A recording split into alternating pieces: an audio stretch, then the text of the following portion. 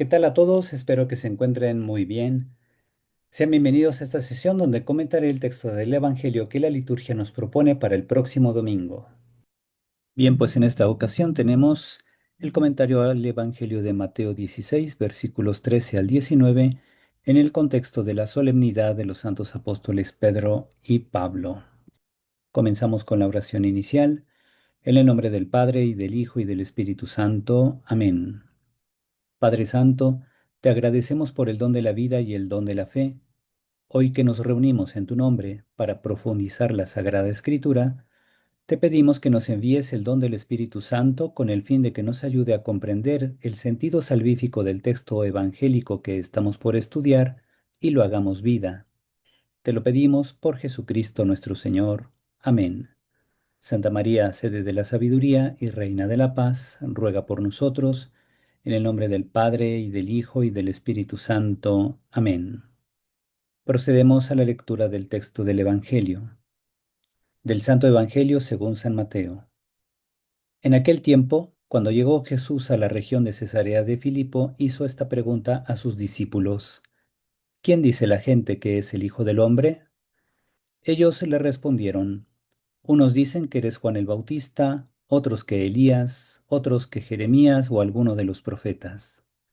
Luego les preguntó: ¿Y ustedes quién dicen que soy yo? Simón Pedro tomó la palabra y le dijo: Tú eres el Mesías, el Hijo de Dios vivo. Jesús le dijo entonces: Dichoso tú, Simón, hijo de Juan, porque esto no te lo ha revelado ningún hombre, sino mi Padre que está en los cielos. Y yo te digo a ti que tú eres Pedro, y sobre esta piedra edificaré mi iglesia. Los poderes del infierno no prevalecerán sobre ella. Yo te daré las llaves del reino de los cielos. Todo lo que ates en la tierra quedará atado en el cielo, y todo lo que desates en la tierra quedará desatado en el cielo. Palabra del Señor. Gloria a ti, Señor Jesús. Si les gusta este tipo de contenido, denle like al video, suscríbanse al canal y activen la campanita de notificaciones para que YouTube les mande un aviso cada vez que yo suba un nuevo comentario a la palabra de Dios. Y ahora sí, vamos a continuar. Y ahora paso al comentario. La pregunta que formula Jesús y la Iglesia. En este punto del Evangelio, Mateo recoge los elementos sobre la comunidad del Mesías que ha ido sembrando a lo largo del relato. A partir de Mateo 11, aunque sigue la estructura de Marcos, introduce un enfoque propio que se inicia con la pregunta del Bautista a Jesús: ¿Eres tú el que ha de venir o debemos esperar a otro? Esta interrogante viene respondida por Pedro: Tú eres el Mesías. Sin embargo, la afirmación de Pedro no es la única voz. Los discípulos recogen otras opiniones populares.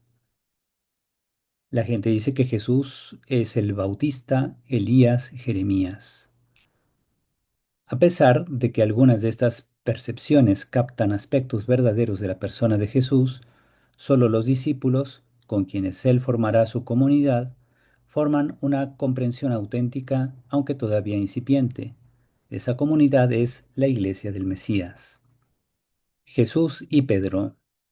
Respecto al papel de Pedro, Mateo expande la fórmula de confesión del apóstol, añade una bienaventuranza personal a Pedro, dichoso tú, y un compromiso de Jesús con respecto al rol de Pedro en la iglesia y en el reino: darle las llaves. Estas palabras están organizadas en tres partes, con un estilo mateano, quien suele recurrir a estructuras triples y a la conjunción kai, que significa y, para dar solemnidad al texto. La bienaventuranza muestra que el reconocimiento de Jesús como Mesías no es fruto de una deducción humana, sino de una revelación del Padre. El nombre Pedro se vincula al término griego Petra, que significa roca, retomando un tema presente desde el Sermón del Monte, donde el discípulo sabio construye su casa sobre roca firme. Este juego de palabras funciona también en arameo y en hebreo, especialmente en la versión hebrea de Mateo de Shem Tov, que forma parte de la obra La Piedra de Toque, escrita en 1385, donde se juega con la semejanza entre Eben, que significa piedra, y Vivne, que significa edificaré. La alta cantidad de semitismos en estos versículos, expresiones como las puertas del Hades, carne y sangre, atar y desatar, refuerza la tesis de que estas palabras de Jesús provienen de una tradición anterior al texto de Mateo, probablemente oral y enmarcada en un ambiente semita. La Iglesia del Mesías. El Evangelio según San Mateo presenta a la Iglesia del Mesías como una realidad edificada por Cristo dentro del pueblo de Israel, no al margen de él. La comunidad cristiana, según Mateo, se concibe como parte del mismo pueblo de Dios, la eclesía o Cajal hebrea, abierta a la futura inclusión de los paganos. La Constitución dogmática Lumen Gentium del Concilio Vaticano II, en el número 9, refuerza esta interpretación al comparar la Iglesia de Cristo con el Israel peregrino del Antiguo Testamento.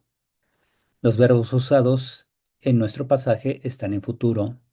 Edificaré, daré, lo que podría sugerir una proyección pospascual, aunque para Mateo la comunidad mesiánica ya está presente con Jesús y tiene rasgos concretos, como se verá en Mateo 18.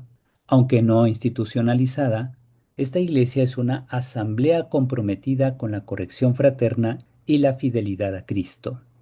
La roca y el fundamento de la iglesia. La imagen de la roca sobre la que se edifica la comunidad ha sido interpretada de diversas maneras. En Oriente y en la Reforma Protestante se privilegia la fe de Pedro como fundamento o roca. En Occidente, en cambio, especialmente en la Iglesia Católica, consideramos a la persona de Pedro como piedra fundacional, destinatario del poder y la autoridad transmitidos por Jesús por su fidelidad y cercanía como discípulo. Cabe señalar también que en este pasaje, tanto la profesión de Pedro como su persona, a la que la profesión está vinculada, constituyen, para la Iglesia Católica, la roca o fundamento de la fe del cristianismo católico. Las puertas del Hades y la firmeza de la Iglesia. La mención de las puertas del Hades simboliza la oposición de la muerte al proyecto de Cristo, aunque ésta nunca podrá vencer a la Iglesia. Mateo parece inspirarse en textos como Isaías 28, donde se describe una piedra firme, escogida y preciosa, asociada a la anulación del pacto con la muerte y el Sheol. Las llaves del reino y su simbolismo. Las llaves del reino que Jesús entrega a Pedro representan un poder delegado, no absoluto. En Apocalipsis 1:18 es Cristo resucitado quien posee las llaves de la muerte y del Hades. En la tradición judía, como podemos ver en el Talmud Sanedrín 113a, ciertas llaves, como las de la resurrección, la lluvia y el nacimiento, solo están en manos de Dios. El poder dado a Pedro, entonces, se entiende como autoridad en el ámbito del reino presente, no sobre el mundo de los muertos. Algunos ven un paralelismo con Isaías 22:22, donde el siervo Eliakim recibe las llaves de la casa de David, simbolizando autoridad para abrir y cerrar. Las llaves también podrían representar conocimiento, como en Lucas 11:52, donde los fariseos son acusados de haber quitado la llave de la ciencia. Así, el poder conferido a Pedro implica una función magisterial, espiritual y pastoral. Atar y desatar, un poder interpretativo. La expresión atar y desatar, común en la literatura rabínica y en los targumes, designa la capacidad de declarar algo lícito o ilícito o de imponer y levantar obligaciones mediante autoridad. En Mateo 18:18, este poder se extiende a toda la comunidad eclesial. Históricamente, se han dado 5 interpretaciones principales de este poder. Se le ve como poder sobre los demonios, es decir, exorcismos, o como capacidad de liberar devotos, o como autoridad para perdonar pecados, o como competencia para imponer o levantar excomuniones, o como facultad de interpretar autorizadamente la Torá, que es la opción preferida por la mayoría de los estudiosos. Desde esta perspectiva, Mateo presenta a Pedro como depositario de una autoridad doctrinal y didáctica encargada de enseñar la justicia superior que Jesús exige. En palabras de Rudolf Pesch, a Pedro se le encomienda la tarea de transmitir, interpretar y aplicar la enseñanza de Jesús con fidelidad y autoridad. Con esto paso a las enseñanzas para la vida. Primera enseñanza, confesar a Cristo con la vida cotidiana, un acto de fe revelado y sostenido por Dios. En Mateo 16:16, Pedro declara, Tú eres el Mesías, el Hijo de Dios vivo. No se trata de una fórmula aprendida, sino de una revelación concedida por el Padre.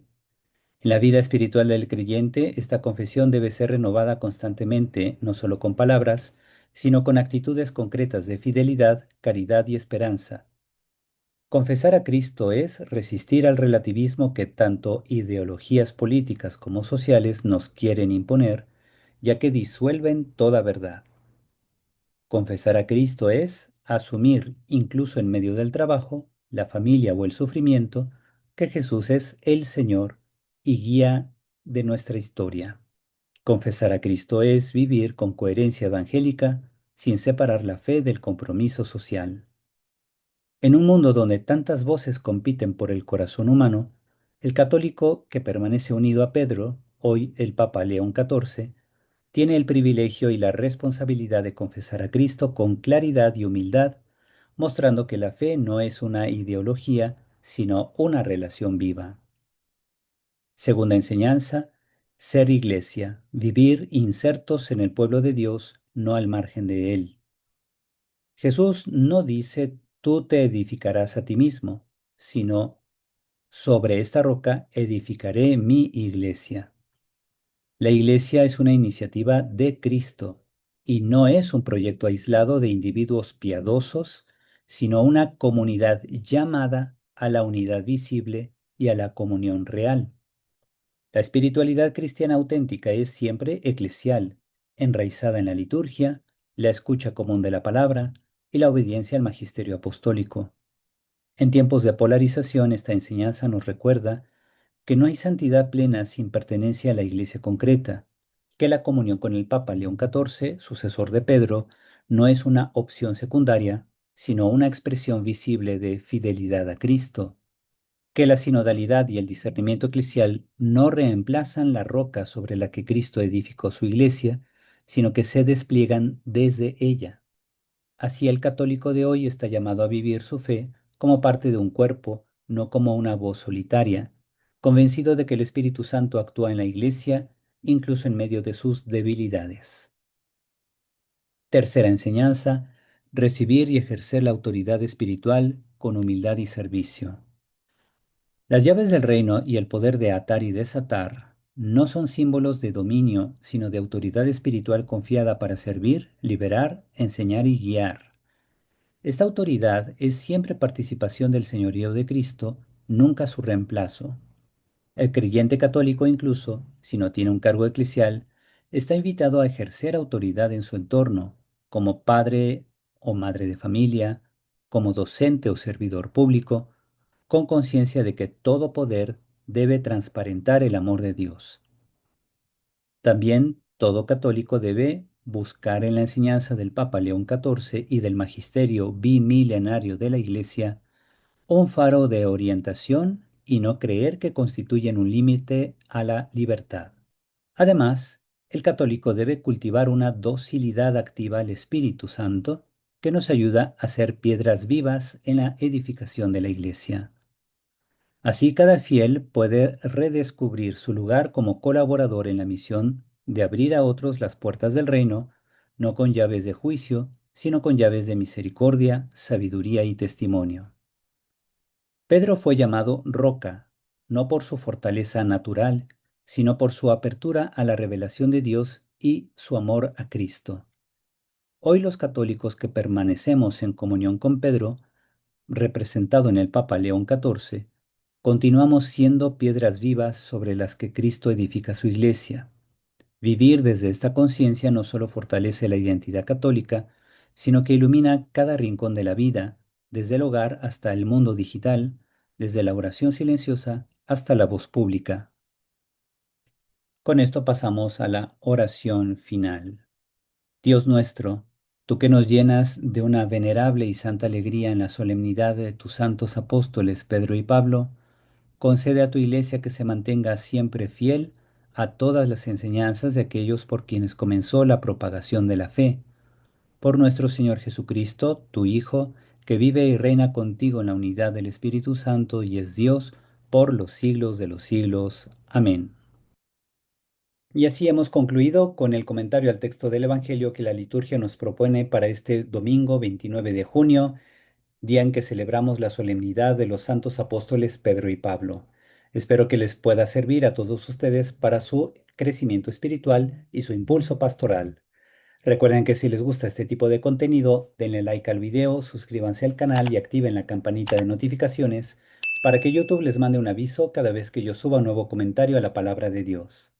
Y ahora sí me despido dándoles la bendición. El Señor esté con ustedes y la bendición de Dios Todopoderoso, Padre, Hijo y Espíritu Santo, descienda sobre ustedes y permanezca para siempre. Amén.